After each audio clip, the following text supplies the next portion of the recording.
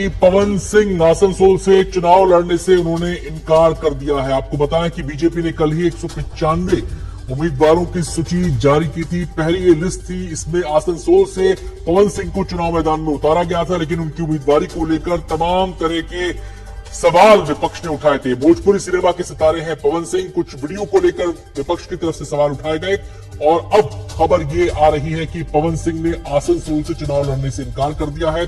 Party अध्यक्ष JP Nadda ने पवन सिंह को दिल्ली बुला लिया है मिलने के लिए। हालांकि सूत्रों से यह भी जानकारी मिल रही है कि पवन सिंह को पार्टी नेतृत्व की तरफ से ही ये दिशा निर्देश मिले कि विवाद को देखते हुए वो खुद ही अपने पैर पीछे खींच ले। हम सीधे रुख करेंगे, हमारे साथ विकास भदौरिया एडिटर नेशनल अफेयर्स हमारे जुड़ चुके हैं इस खबर पर विस्तार से बात करने के लिए। पहले उम्मीदवारी, उसके बाद विवाद और अब नाम वापसी का ऐलान, पूरा घटनाक्रम क्या है, किस रूप में सामने आया है? देखिए अनंत, लगातार पवन सिंह से पार्टी टच में थी और जब चुनाव का ऐलान हुआ, जब उनके टिकट का ऐलान हुआ आसनसोल से लड़ने का, तो उसके बाद से वहां पर मंत्री बाबुल सुप्रियो ने, पश्चिम बंगाल में टीएमसी के मंत्री, उन्होंने उनकी कुछ भोजपुरी फिल्मों को लेकर, उनके पोस्टर्स को लेकर बंगाली अस्मिता का मुद्दा एक खड़ा कर दिया था। और ये मुद्दा जो है वो पश्चिम बंगाल में काफी मुखर हो रहा था। सोशल मीडिया से लेकर आप लोगों के बीच इसको लेकर मुद्दा बनना शुरू हो गया था। इसके बाद से आसनसोल की पार्टी के कार्यकर्ताओं ने और नेताओं ने इस बात को राष्ट्रीय अध्यक्ष जेपी नड्डा के संज्ञान में लेकर आया और उन्होंने बताया कि केवल आसनसोल ही नहीं बल्कि पश्चिम बंगाल में कई सीटों पर इसकी वजह से नुकसान हो सकता है। इसके बाद पार्टी ने ये फैसला लिया कि पवन सिंह को अब आसनसोल से लोकसभा चुनाव नहीं लड़ाया जाएगा और इस बात की जानकारी भोजपुरी स्टार पवन सिंह को पार्टी की तरफ से दी गई। तब इसके बाद पवन सिंह ने अपने सोशल मीडिया पर चुनाव न लड़ने का ऐलान कर दिया, लेकिन वे अभी भी पार्टी के संपर्क में है। आज शाम को पार्टी अध्यक्ष जेपी नड्डा ने पवन सिंह को दिल्ली में अपने आवास पर मिलने के लिए बुलाया है।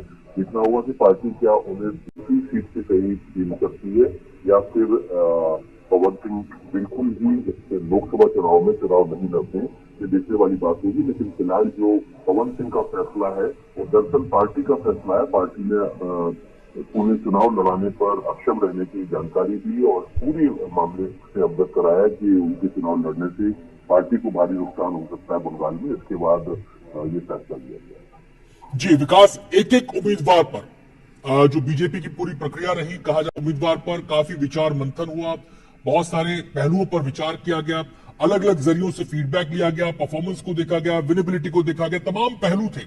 ऐसे में पवन सिंह से जुड़ा जो विवाद है जिसको लेकर विपक्ष ने इतना हल्ला काट दिया, उसको लेकर पार्टी के क्या संज्ञान में चीजें पहले नहीं थी? देखिए, कलाकार कई तरह के काम करते हैं और पार्टी उनका बहुत ज्यादा संज्ञान नहीं लेती क्योंकि वो उनके प्रोफेशन का हिस्सा होते हैं। ऐसी सूरत में पार्टी को ये अंदाजा नहीं था कि टीएमसी की तरफ से और खासतौर पर एक और कलाकार बाबुल सुप्रियो की तरफ से इसको बंगाली अस्मिता से जोड़कर देखा जाएगा और बंगाल में ये मुद्दा इतना तूल पकड़ जाएगा।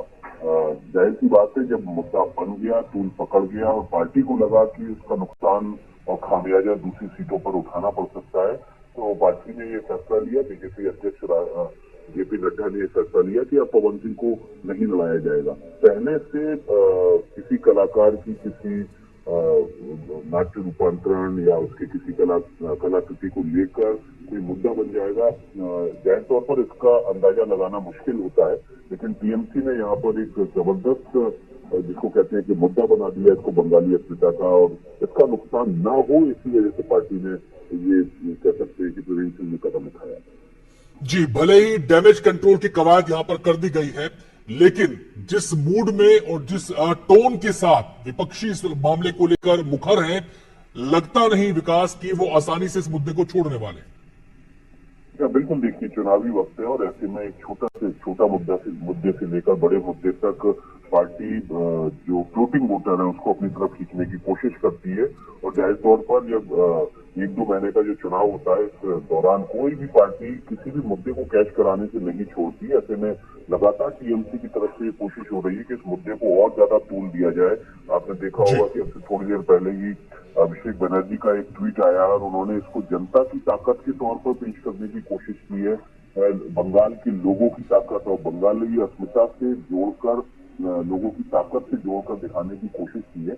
जाहिर तौर पर इस मुद्दे को वो लोकसभा चुनाव में आगे और खींचने की कोशिश करेंगे और बीजेपी पर ये टैग लगाने की कोशिश करेंगे कि वो एंटी बंगाली है या बंगाली अस्मिता के खिलाफ है।